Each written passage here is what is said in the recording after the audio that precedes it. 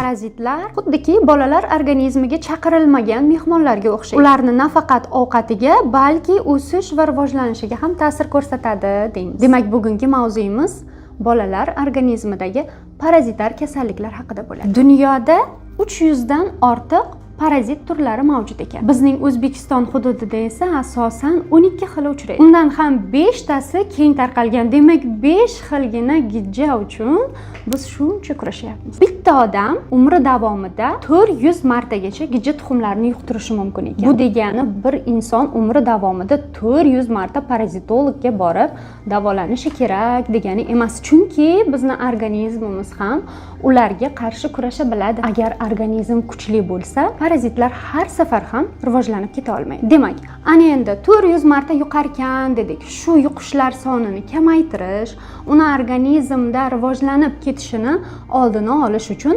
nimalarga e'tibor berishimiz kerak? Bizni organizmimizning himoya mexanizmini, himoyasini ikkita katta guruhga bo'lishimiz mumkin. Eksogen himoya, ya'ni tabiatda biz gijjalar orasida yashaymiz, to'g'rimi? Qo'limizda, kiyimimizda, yeyotgan mahsulotlarimiz, sabzavotlar, o'yinchoqlar bolalarniki hamma joy gijja sporalariga to'la. Aslida gijja bizni ichimizda yashaydi degani emas, biz gijjalar orasida yashaymiz. Demak, ular faqatgina bizning organizmimizda aktiv formaga o'tadi. Gijja yosh tanlamaydi, iqlim, mintaqa, inson, jins tanlamaydi.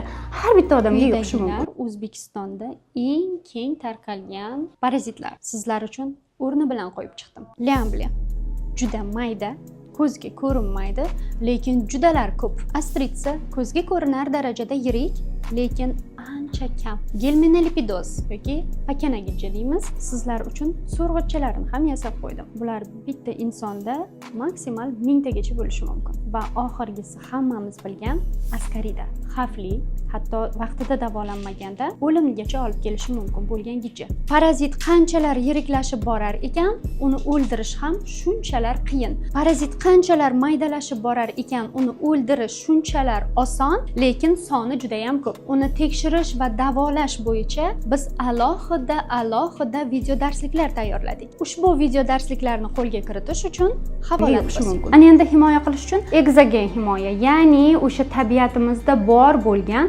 gijja tuxumlarini bizga yuqqunigacha bo'ladigan davrni oldini olish. Masalan, bularga nimalarni misol qilamiz? Masalan, 80%, hattoki 100% desam ham bo'ladi. Gigiyena qoidalariga rioya qilish. Buni hammamiz bilamiz. Qo'llarni sovunlab yuvish. Buni bolalarimizga erta yoshdan o'rgatishimiz kerak. Ko'chadan kirgandan keyin albatta qo'llarni yuvish. Bu 80% gacha bolalarni gijjadan himoya qiladi. Yana bir sabab ifloslangan suv havzalarida cho'milish. Bu ham gijja sporalari organizmga tushib qolishiga sabab bo'ladi. Filtrlanmagan hamda xlorlanmagan suvni iste'mol qilish hamda yaxshi pishirilmagan go'sht mahsulotlarini iste'mol qilish organizmga albatta gijja tuxumlari tushib qolishiga sababchi bo'ladi. Demak, bularga ahamiyat beradigan bo'lsak, bu vrach aralashuvi shart emas. Ota-onalar shu narsalarga rioya qilib ham bolasini gijja sporalaridan asrashi mumkin ekan. Endi vaziyat bo'lib qoldi, bu narsani qila olmadik, gijja sporalari og'izga tushdi, kirdi, organizmga kirdi. Ana endi rivojlanib ketmasligi uchun biz nimalar qilishimiz kerak? O'zi bizning organizmimiz ham buni himoya qilish, o'zini parazitlardan himoya qilish funksiyasi bor. Ya'ni nimalar? Oshqozonimiz xlorid kislota ishlab chiqaradi. Xlorid kislota ancha-muncha gijja sporalarini o'ldiradi. Tasavvur qiling, ko'p yuqdi-da. Oshqozondan pastga tushib ketdi, tirik qoldi.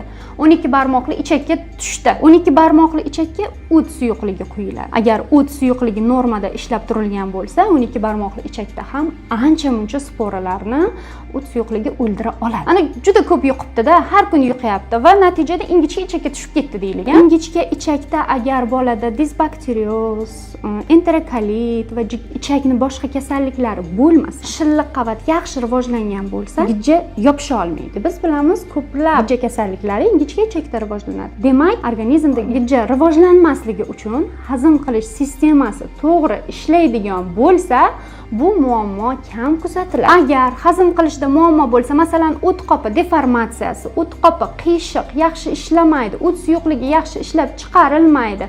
Bunaqa bolalarda gijja rivojlanishi nisbatan tezroq bo'ladi, ko'proq bo'ladi va davolash qiyinroq bo'ladi. Shu funksiyalarga biz qanday yordam berishimiz mumkin? Birinchi o'rinda harakat. bolalarni jismoniy mehnat bilan, jismoniy mashqlar bilan shug'ullanishini ko'paytirishimiz kerak. Qancha oyoq yuqoriga ko'tarilib harakatlansa, o't suyuqlik shuncha ko'p ishlab chiqariladi. O't suyuqligi ko'p ishlagandan keyin ichak mikroflorasida tiklanish bo'ladi va gijjalar rivojlanishiga muhit bo'lmaydi. Keyin shirinliklar, agar shirinlik ko'p iste'mol qiladigan bo'lsa, yog'li taomlar, hazm qilishi qiyin bo'lgan mahsulotlar hamda fast foodlarni ko'p iste'mol qiladigan bola bo'lsa, uning ichaklarida gijja rivojlanishi uchun zo'r muhit bo'ladi va bunday bolalarda gijja tez rivojlanadi. Xuddi shunday, mana aytgan shu mahsulotlar demak gijjani rivojlanishiga sabab bo'lar ekan. Xuddi shunday, agar ovqatlanishni to'g'rilaydigan bo'lsak, gijja rivojlanishiga noqulay muhit yaratishimiz ham mumkin.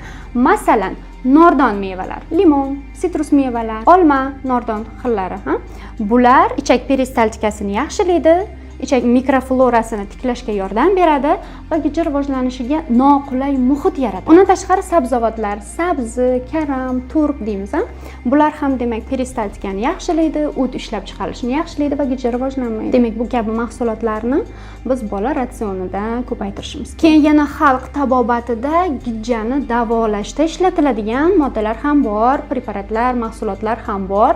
Ular asrlar davomida qo'llanilib kelingan va ijobiy o'zgarishlar olib kelgan. Bularga papaya, anor, sarimsoq piyoz, qovoq urug'larini kiritish mumkin. Bu mahsulotlarni ham farzandingizga berib turgan bo'lsangiz, ratsionida qo'shadigan bo'lsangiz, gijja rivojlanishiga o'ziga yarasha noqulay muhit yaratadi. Bugungi mavzumiz gijja haqida fundamental bilimlar bo'ldi. Bizni kuzatishda davom eting. Bu mavzuga qayta sizlar uchun to'xtalishga tayyormiz. Savollaringizni izohlarda qoldiring. Keyingi mavzularimiz gijjani davolash, unga qaratilgan chora-tadbirlar haqida bo'ladi. Salomat bo'ling.